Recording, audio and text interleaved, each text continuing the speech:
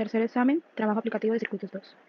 Bueno, mi nombre es Kevin Pajuan y voy a sustentar el trabajo aplicativo punto 1. En el punto 1 nos pedían a encontrar todos los parámetros del circuito.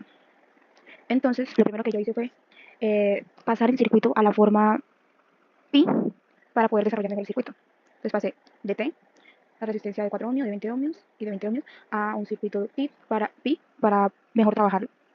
Entonces, aquí estaría la forma de cómo queda el circuito con sus respectivas resistencias RA 140, RB 28, que va a ser el mismo RC porque tenemos dos resistencias del mismo valor. Ya teniendo aquí el circuito, ya podemos ver que la resistencia de 80 ohmios y la resistencia de 28 está en paralelo y la de 140 está en paralelo con la de 60. Entonces simplemente hago simplifico el circuito y nos queda de la siguiente forma. Ya teniendo así, ya podemos hallar las admitancias del circuito, los parámetros de admitancia. Entonces tenemos que para el parámetro de admitancia tenemos que Y11 va a ser igual a la corriente por el voltaje, Y21 a la corriente I1 por el voltaje B1. Cuando el voltaje va a ser igual a 0, o sea, el voltaje B2 va a estar en cortocircuito y agregamos una fuente de corriente para hallar esta corriente de aquí, para tener esta corriente presente. Bueno, B1 hacemos un B1 va a ser igual a la corriente por la resistencia total, ¿sí? La corriente que pasa por el circuito por la resistencia total, que es esta resistencia acá y la de 28 ohmios, porque la de 42, como acá hay un cortocircuito, esta resistencia pues no se toma. Entonces nos queda la siguiente forma B1. B1 nos va a quedar 11,91 por I1. Eso lo reemplazamos en la fórmula y simplificando en menos términos nos queda que Y1 va a ser 0,83. Así lo mismo sucesivamente con los demás. Para el cálculo de Y12 y Y22, lo mismo. Aplicamos en algunos casos divisor de corriente, de voltaje, para encontrar dichos valores y reemplazar en las fórmulas. Ya teniendo todos los parámetros de admitancia, podemos hallar los otros parámetros, los híbridos, los de impedancia, los híbridos inversos de remisión, simplemente con la tabla que tenemos de fórmulas que dice que, que serían estos, que primero tenemos que hallar un Z delta. Z delta va a ser Y1 por Y2, Y Y12 por Y21 menos Y11 por Y22. Bueno, sería al revés, ¿sí? Al contrario, primero Y22 por Y11 menos Y12 por Y21. Esto nos da este valor de aquí. Simplemente hacemos uso de las fórmulas y tenemos el valor de las impedancias, de los parámetros híbridos, de los híbridos inversos y de los de transmisión.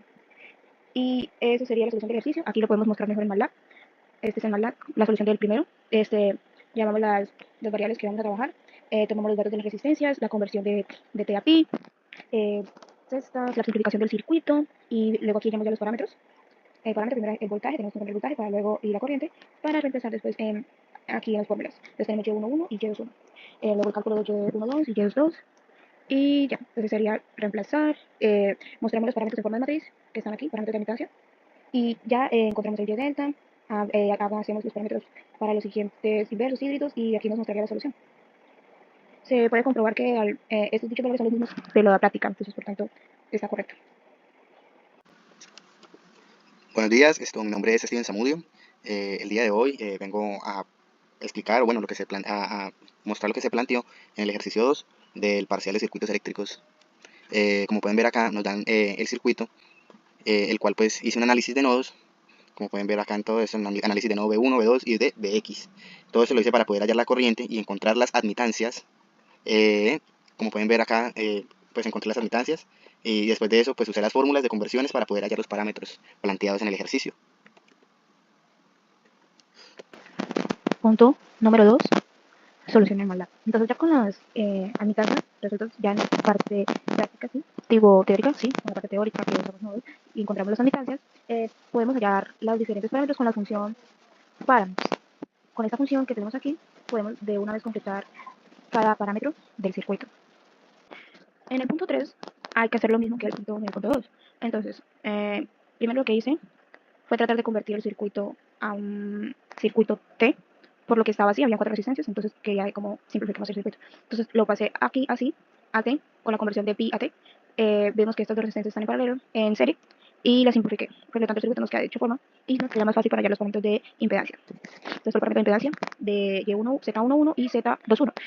Z1 va a ser igual al voltaje B1 por la corriente I1. En este caso, el circuito, ¿cómo queda?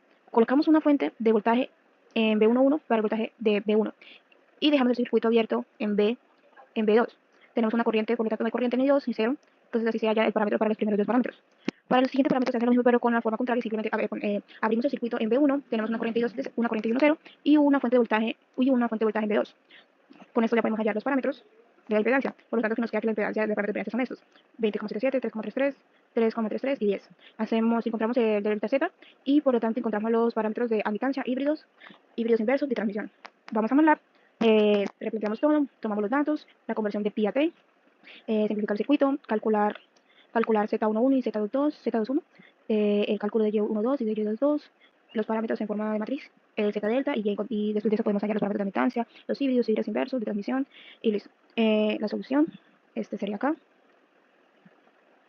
Entonces, como ven, espera un segundo, son estos.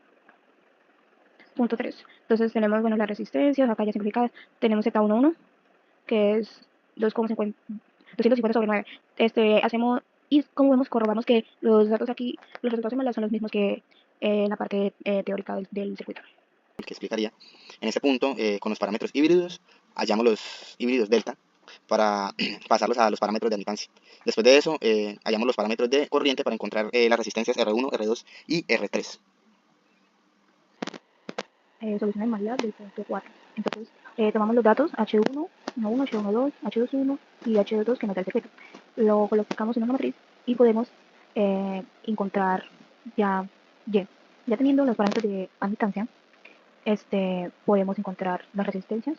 Por lo tanto, la parte teórica del ejercicio nos está correcta con la parte en MATLAB, la solución en MATLAB. Entonces la solución está correcta.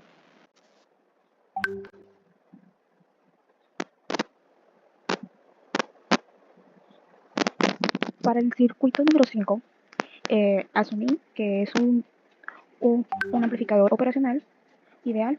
Por lo tanto, tomé que las corrientes y positiva y negativa iban a ser cero, ¿sí? Y las corrientes de tensiones iban a ser las mismas. Entonces, por lo tanto, si las corrientes son las mismas, el voltaje en B1 es el mismo que B positivo y en B negativo. Yo lo hice por nodos, entonces escribí el nodo de la entrada positivo. Entonces va a ser B1 menos B negativo sobre 400, ¿sí? Más B1 sobre 0 sobre 1200, más B1 igual a 0 sobre 500 para este nodo de acá. Sí. Ajá. Entonces, B1, B1 va a ser igual al B positivo. En dado caso, nos queda la ecuación de la siguiente forma, más simplificada, y B2 va a quedar de la siguiente forma. Menos 200, ¿sí? Que es de aquí, del voltaje, sobre B1, ¿sí?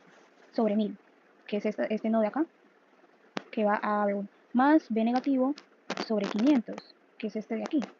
Y ya, simplemente resolvemos esto en MATLAB y pues nos darían las ecuaciones, que vendrían siendo aquí, este de acá. Yo asumí que la fuente era cero porque es un circuito abierto, no hay corrientes, una matriz de coeficiente para las ecuaciones, ¿sí? El vector en términos de la constante son 0. Resolvemos el sistema de ecuaciones, aquí plasmamos el resultado, pero dicha ecuación no nos dieron bien los parámetros, simplemente nos dio como el parámetro teórico de Z11 y Z21, que estos parámetros van a mostrar los resultados aquí. Y listo. Bueno, esto ya en este punto, en el punto 6, se define una interfaz usando WeFigure y otros componentes de interfaz de usuario. Esto se emplea en diferentes funciones de cálculo y funciones, diferentes funciones para los cálculos y para hallar los diferentes parámetros de los circuitos, como como pueden ser las impedancias, todo eso. Pues como dice acá, esta función se ejecuta cuando se presiona el botón de calcular. Y recoge los valores de impedancia, calcula los parámetros de impedancia, admitancia, híbridos inversos y de transmisión, y muestra los resultados en un texto. Y para el último punto, el de la interfaz, pues se trató de hacer la descripción en MATLAB, pero se presentaron varios errores de los cuales no pudimos dar con la solución. Tratamos de ver qué teníamos mal, pero no logramos. Por lo tanto, no logramos que la interfaz nos diera como una solución de los parámetros para un circuito.